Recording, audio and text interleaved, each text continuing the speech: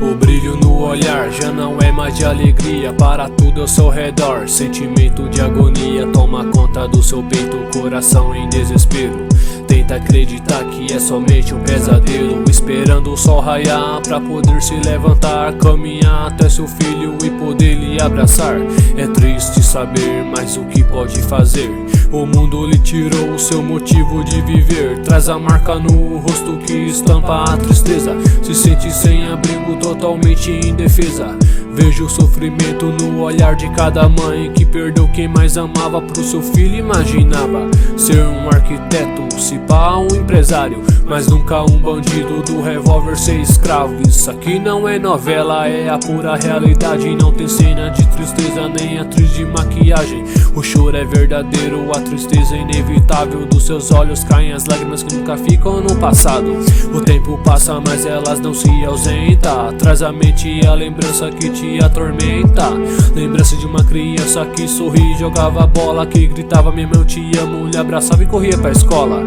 Tempos de alegria que tinha com quem amava. Se um sorriso não tem preço, imagina uma lágrima. Lágrimas que escorrem só por causa de um erro. Ela daria tudo que tinha pra realizar o seu desejo. Desejo de poder retornar ao seu passado, anular toda essa dor, ter seu filho ao seu lado. E que nunca te convenha fazer essa mulher chorar.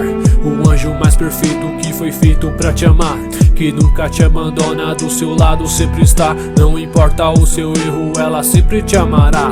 E o mundo inteiro pode querer te apedrejar, e o que diz que não é pecado a primeira pedra irá atacar. Mas o anjo que te ama sempre irá te proteger, te abraçar não aceitando que seu filho irá morrer. Mas aí, esse é o preço que ela teve que pagar, pelo erro da criança que não quis te escutar. Olha só, há muito tempo ele ouvia os seus conselhos, não entendia o bem ou o mal, mas criança é desse jeito.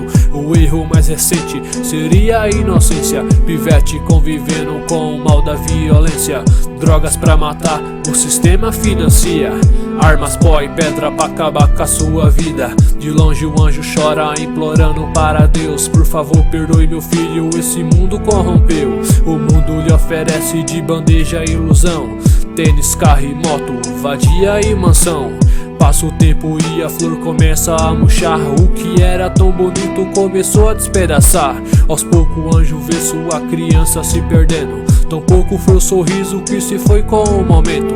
O vento levou tudo que ela tinha. Entre os seus braços sua criança está sem vida. A vida não é fácil, nem por isso dê motivo. Enxergue a maldade por trás de um sorriso. Reveja o seu conceito e nunca perca a esperança. Você pode até ser grande, mas pra ela é uma criança.